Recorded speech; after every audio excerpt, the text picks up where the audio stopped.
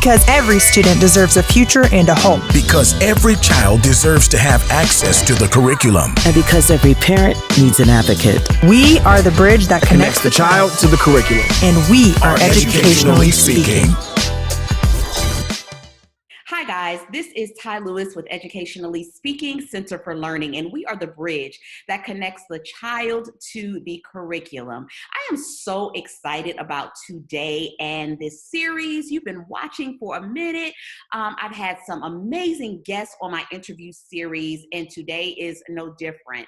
Today I have Principal Meadows, who is the founder of a brand new charter school that is coming to Atlanta. So I'm going to shift the conversation to her so that she can talk about herself and tell you about the school. And today we're also going to be talking about just how to wrap up the school year and what you can do for the summer so that your child will not enter into the summer slide. So please, clap your hands, and I know I can't hear you, but I know you're doing it. But clap your hands, put your hands together for Principal Meadows. Yay! Hey, honey, how are you doing today? I am doing great, and thank you so much for that fabulous introduction. I love it. Yes, I am so glad to have you on today. So can you tell the viewers a little bit about yourself? I'm sorry. Yes, absolutely. So again, my name is Patrice Meadows, and I am the founder and executive director of Atlanta Smart Academy, which is a brand new tuition-free charter school opening in August in Southwest Atlanta. I have been in education for over 12 years now. I started as a high school chemistry teacher in Southwest Atlanta, and since then I've taught everything from 5th grade all the way up through 12th grade. I absolutely love being in the classroom. My students and families give me so much energy and just remind me of why I started this in the first place. I started as a Teach for America corps member, and initially my plan was, okay, I'll go into teach for 2 years and then I'll go back to med school. No, it didn't happen at all. I fell in love with it and knew right there from my first group of students that education was my lifelong passion and what I wanted to dedicate my life to. So since then, I've been an assistant principal, leadership at a charter school in DeKalb County as well. And in 2018, left that and really stepped out on faith to start this journey of building Atlanta Smart Academy. That's so amazing. I've worked with educators who came through Teach for America, and they'll always say, you know, I'm just doing this for 2 years and then I'm gone.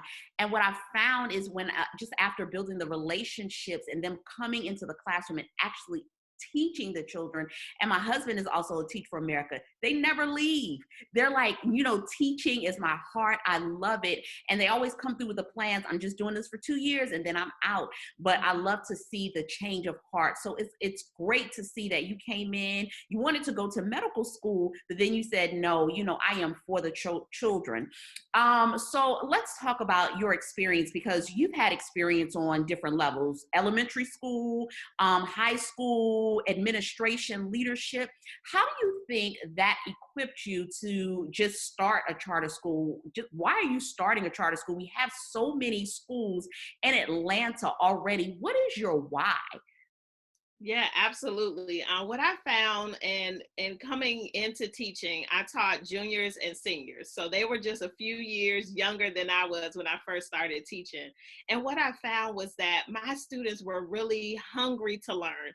They wanted to be challenged. They wanted teachers that enjoyed what they did in the classroom, because they can tell.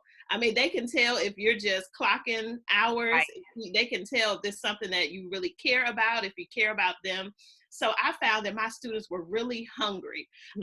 We did a lab, and I remember talking to one of my students who I had in that first year years later, and she still remembers a lab that we did in the class. And I thought, this is a type of impact that teachers have the ability to have on their students, and it can change a child's trajectory in life. So I talked to students all the time about what is it that they desire, what do they feel is lacking. They're not engaged in school. They don't have all the time consistently teachers and leaders that really believe that they can be challenged and learn at high levels. So for me, it's really taking students in our communities, because what students experience on the south side of Atlanta is completely different than the types of experience you have on the north side. So I want to bridge that gap, fill in those inequities that still lie in education. And it starts from a belief that our children truly can learn at high levels. I hear all the time when people ask me, okay, well, how are you going to build students up who are multiple grade levels behind? You know, they keep insisting that our students are behind. Well, why are they behind? It's because we believe that they cannot learn or that they haven't learned to this point. So it's really, for me, making sure that our students are equipped, they have what they need to be successful in high school, college, and then careers of their choosing. I love that. So one of the things that you touched on is impact. And so impact is amazing. And it's hard because now we're in this pandemic, and we're what I continue to call crisis schooling. And so we're crisis schooling right now, and it's difficult. And a lot of students just feel like they're lost. A lot of students, we're dealing with just a mental piece, emotional, so many things. And it's hard for teachers to impact their students right now. And so when you talk about impact, you're moving back into the school year in August, we hope. Yeah. If we don't move back, and you're a brand new charter school, you're opening, and we're looking at the word impact. How are you going to impact these new families that are coming in that don't get to hug you? You literally, there's no touching. The students don't get to meet their teachers. So what will you say to your staff to say, okay, we are virtual. If this happens, what are we going to do to impact our community and our children and the parents without having that physical touch? Yes, absolutely. And this is something that I am thinking through, is something that waking up thinking about, going to sleep thinking about. And one thing that I am really that really stood out to me is that we have to stop and breathe. We were thrown into this pandemic. Kids were one day they were in school, the next day they're out forever. And we never really got a chance to stop, to assess where we are, how we're feeling about it, and then regroup and start again. Parents were unprepared, entire school systems were unprepared, teachers were unprepared. So we haven't had a chance to stop, reflect, and then regroup and decide how to move forward. So one of the things that I'm doing with my team now is we're reaching out to every single parent, and we're going to be relentless until we make contact with the parent. And we want to know, how are you feeling? How are things going? I talked to a parent. She was thrilled about her twins coming to the school, and her aunt passed away from COVID. So imagine you have all of these things going on. You're all of a sudden working from home, and then you have someone close to you pass away. And these are the types of things that our parents are facing. I'm talking to parents that have been laid off. So they can't even think about August because they're trying to figure out what they can do right now. So we're connecting with every single family, find out where they are, what they need. Can we connect them with a resource? For example, the YMCA on Campbellton Road is doing hot meals every Thursday. So that may be a resource that I can share with our families. Because again, if they have immediate needs and concerns day to day, where are they going to live? What are they going to eat? Those things have to be addressed first before we can even get into, really getting into learning. So for me, I was ready to hit the road. I had all of these fancy plans that we were going to implement, but now it's taking time to stop, connect with those families, find out what they need, and then addressing those first so that we can move forward. I love that. And I'm hearing your heart in that. A lot of people don't realize that people don't care what you know. They want to know that you care about them. That is so important. And so when you lean in and you actually impact them, and how do we impact? And I hear you saying, I'm giving you resources that you can use. I'm not even talking about school. I'm talking about, where can I get a meal from? What are some resources that I can use in order to supplement my income? How can that phone call when I just lost my aunt say, you know what, I can't physically be there for you, but I can show you that I care about you.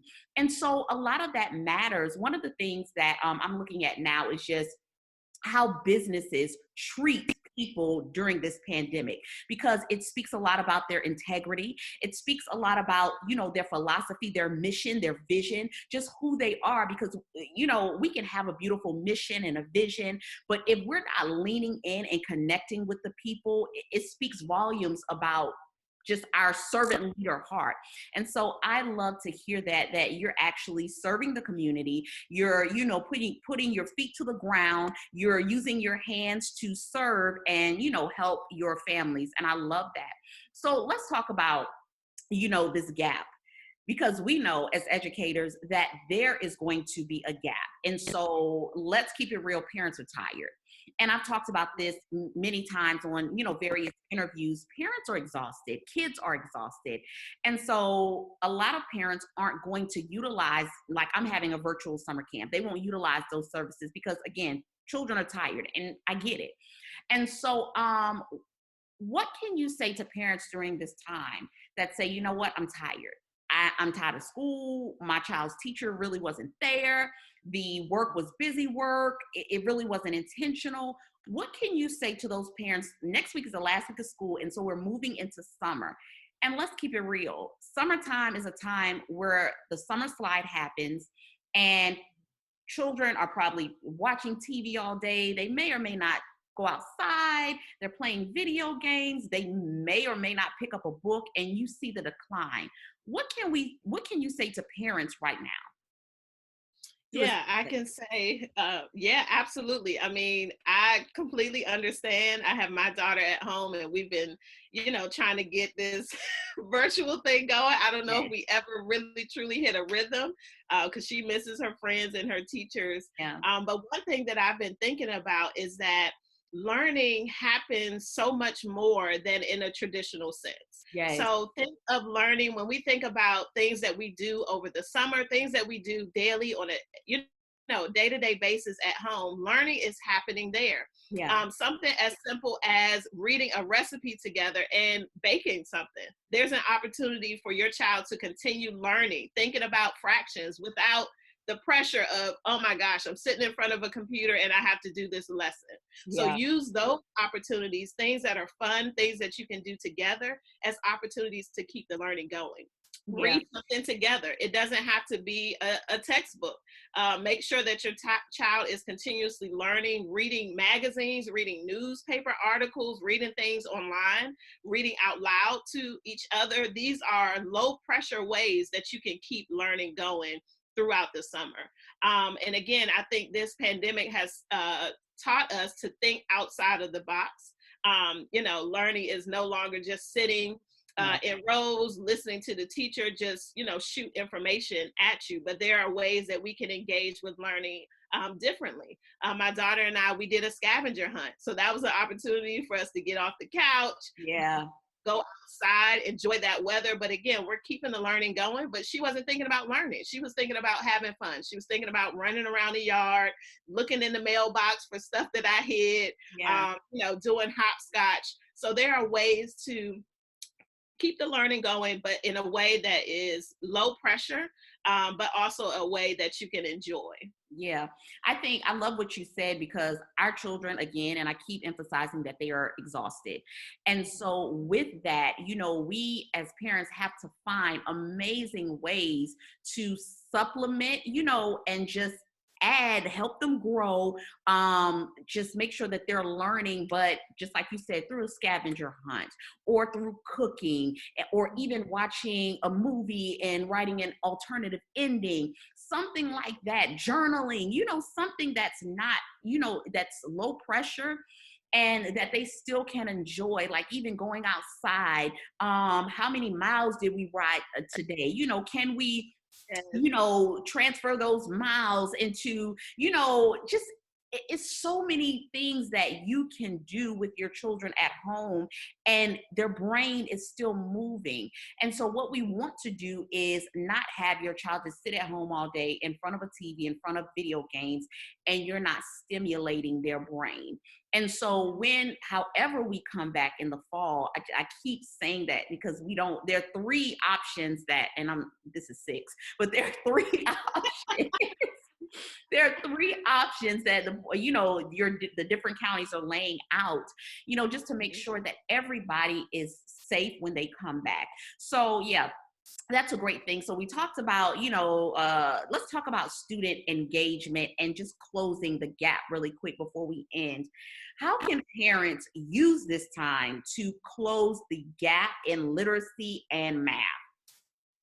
Yeah, great questions. I think one thing that I think about, I have, and we both have, because we know, education, Yeah. we have an advantage. So if I'm thinking about a parent that may not know education, I think it's important to know what your child should know at this stage. Right. Because it's hard to, address the gap if you don't understand what they should know. So I think one strategy is to figure out, okay, what are what are the important elements that my child should know at this age and at this stage.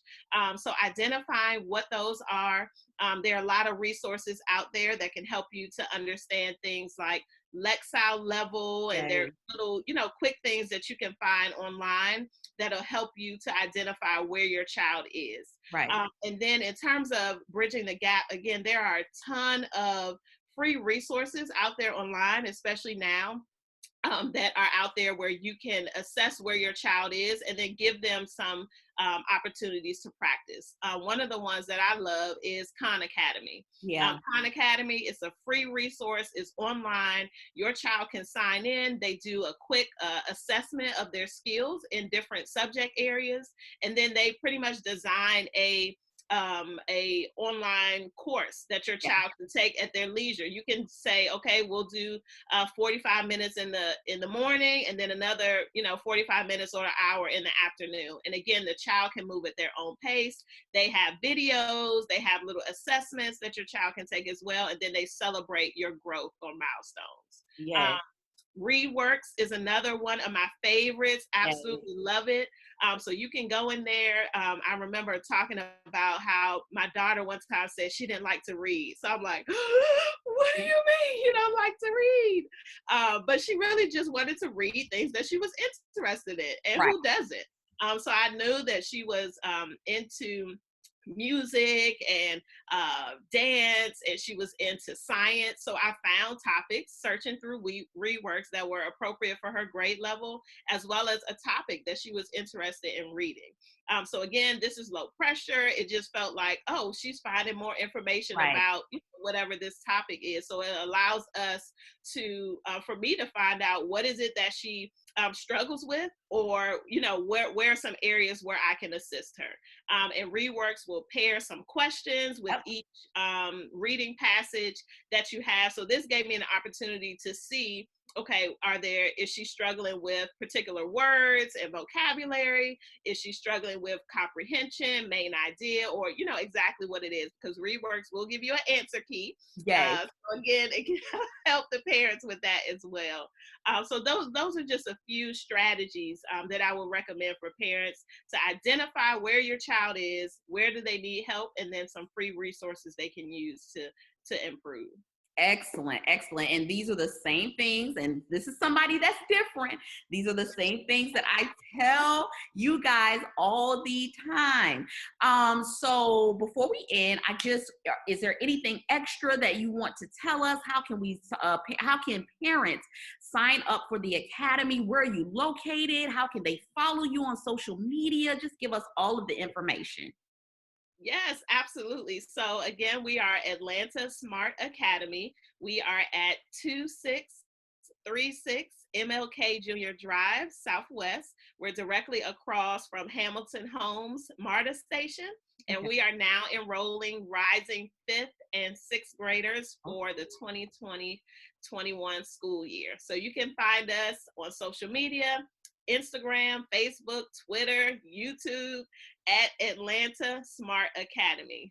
Also online, atlantasmartacademy.org, and you can submit your application. We have a few seats that we are filling on a rolling basis. So you're just doing 5th and 6th grade? Yes, and eventually we'll grow to 5th through 8th grade. Oh, wow. Okay. So if you're looking 5th and 6th grade, so they have a few slots available. I will also include this information where you can find them underneath. A lot of people may ask, like, CEO Ty, you have your own center. Why do you, why are you having somebody come on and talk? One thing that you have to understand is that we don't compete, we collaborate. And a win for Principal Meadows is always a win for me. We always have to make sure that we rally around each other and support each other, because at the end of the day, the goal, the end result is to make sure that our children have access to the curriculum and that they are being educated. And so that's the end result. So you make sure you guys follow her. Make sure you look into her academy to see if it's a great fit for your child, and make sure you support her. If you don't have a child that needs to be enrolled, pass along the information to someone else, because somebody needs it.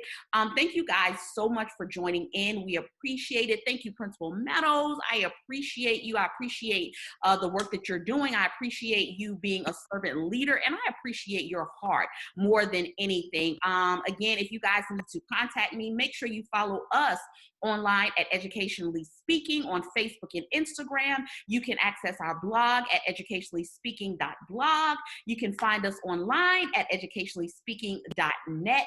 And we also have our online academy. The quickest way to access all of this that I'm saying is our Instagram page at Educationally Speaking. The link in my bio, you just go click. Make sure you access our YouTube channel, where we have a wealth of YouTube videos to assist your child in reading, more so than math, but the videos are categorized in every area of reading. So you just click on the area you're looking for and you'll find a video, and you'll also find these interviews as well. Thank you guys so much for joining us. I hope today is kind to you, and I hope that you have a winning day. Bye.